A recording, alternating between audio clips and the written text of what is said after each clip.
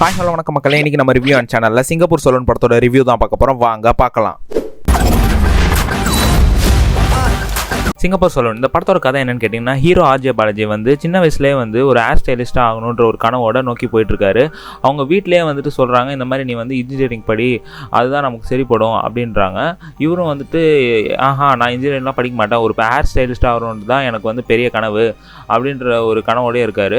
சரின்னு சொல்லி அவங்க அப்பா வந்துட்டு சொல்கிறாரு, நீ 4 வருஷம் இன்ஜினியரிங் படி, 4 வருஷம் கழிச்சிட்டு உனக்கு இதே கனவு இருந்ததுன்னா நீ கண்டிப்பாக ஹேர் ஸ்டைலிஸ்ட்டே ஆகு, நாங்கள் யாரும் தடுக்க மாட்டோம் அப்படின்ற ஒரு பேரில் போகிறாரு.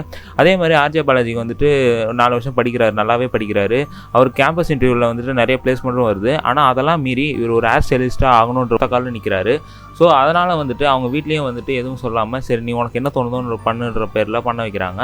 அதுக்கப்புறம் இவர் வந்து பெரிய ஹேர் ஸ்டைலிஸ்ட்டாக ஆனாரா இல்லையா தான் இந்த படத்தோட மீதி கதைன்னு சொல்லலாம். நம்மள மாதிரி ஆளுங்களுக்கு success is not an option, must.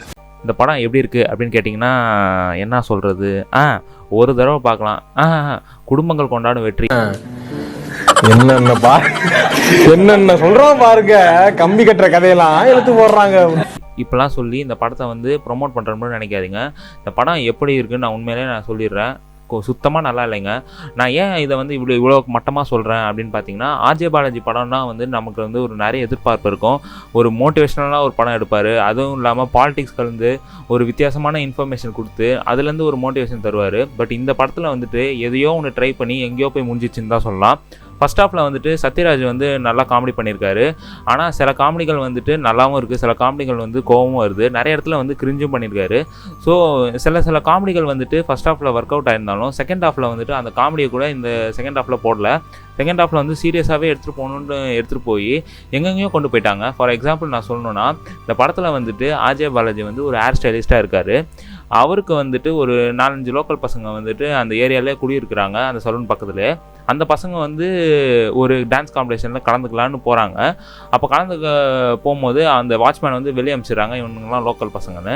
So இந்த பசங்களாம் வந்துட்டு ஆர்ஜே பாலாஜிகிட்ட போயிட்டு கம்ப்ளைண்ட் பண்ணுறாங்க. அவர் வந்து என்ன பண்ணுறாருன்னா, ஸ்டைலாக வெட்டி விட்றாரு. முடியெல்லாம் வெட்டி விட்டோன்னே அந்த வாட்ச்மேன் வந்துட்டு அவங்களெல்லாம் வந்து உள்ளே போய் எல்லாம் ஆடுங்கப்பா அப்படின்னு வந்து வாட்ச்மேன் வந்து கேட்டை திறந்து போடுறாங்க.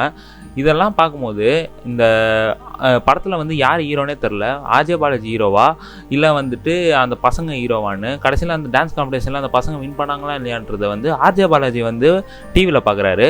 ஸோ இந்த படத்தில் யார் ஹீரோனே தெரில. ஃபர்ஸ்ட் ஆஃப் ஆல் வந்து அவனுங்க திறமையினால அவனுங்க வந்து நல்லா டான்ஸ் ஆடி வின் பண்ணுறானுங்க. இதுக்கும் ஆர்ஜே பாலாஜிக்கும் என்ன சம்மந்தமே தெரில. முடி வெட்டி விட்டால் நல்லா ஆடுறானுங்களாம், இதெல்லாம் ஒரு சம்மந்தமா? அதே மாதிரி வந்துட்டு நிறைய சீன்ஸ் வந்துட்டு எதுக்குடா வச்சுருக்கீங்கன்ற மாதிரி இருந்தது. சம்மந்தமே இல்லாமல் செகண்ட் ஹாஃபை ஓட்டணுன்றதுக்காக என்னென்னவோ போட்டு வச்சுருக்காங்க. இந்த படத்தில் வந்து மீனாட்சி சௌத்ரி நடிச்சிருக்காங்க. அவங்க எதுக்கு இருக்காங்கன்னே தெரில.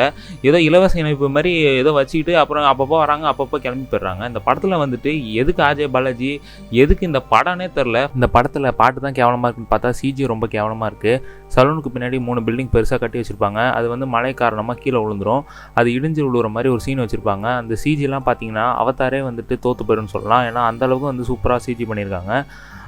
சிஜியும் இந்த படத்தில் வந்துட்டு ரொம்ப கேவலமாக இருக்குது, கதையும் இல்லை. அதுவும் இல்லாமல் இந்த படத்துக்கு வந்து கதையே இல்லாத படத்துக்கு 3 கேமியோ பண்ணியிருக்காங்க. யாருன்னு கேட்டிங்கன்னா, லோகேஷ் கனகராஜ், ஜீவா, அப்புறம் அரவிந்த் சாமி. இந்த 3 பேரும் வந்துட்டு கதையவே கேட்காம எப்படி இதை வந்து செலக்ட் பண்ணாங்கன்னு தெரில. ஃபஸ்ட்டு எதுக்கு இந்த 3 பேரை நம்ம திட்டணும்? ஆர்ஜே பாலாஜி தானே ஃபஸ்ட்டு திட்டணும். இந்த படத்துக்கு வந்து யாருமே போயிடாதீங்க, தயவு செஞ்சு நான் கும்பிட்டு சொல்லிக்கிறேன். இந்த படம் வந்து ஓடிடியில் வந்தால் கூட ஏதோ பார்க்கணுன்னா, வேறு எதுவுமே கிடைக்கலன்னா இந்த படத்தை பாருங்கள். இந்த படத்துக்கு நான் கொடுக்குற ரேட்டிங்ஸ் வந்து, இந்த படத்துக்கு வேறு ரேட்டிங்ஸ் வேறு கொடுக்கணுமா, ஒரு 2 ஸ்டார்ஸ் தரலாம்.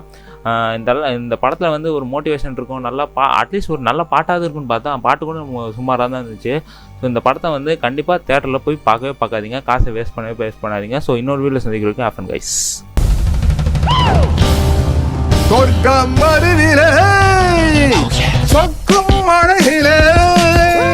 மது தரம் சுகம் சுகம்.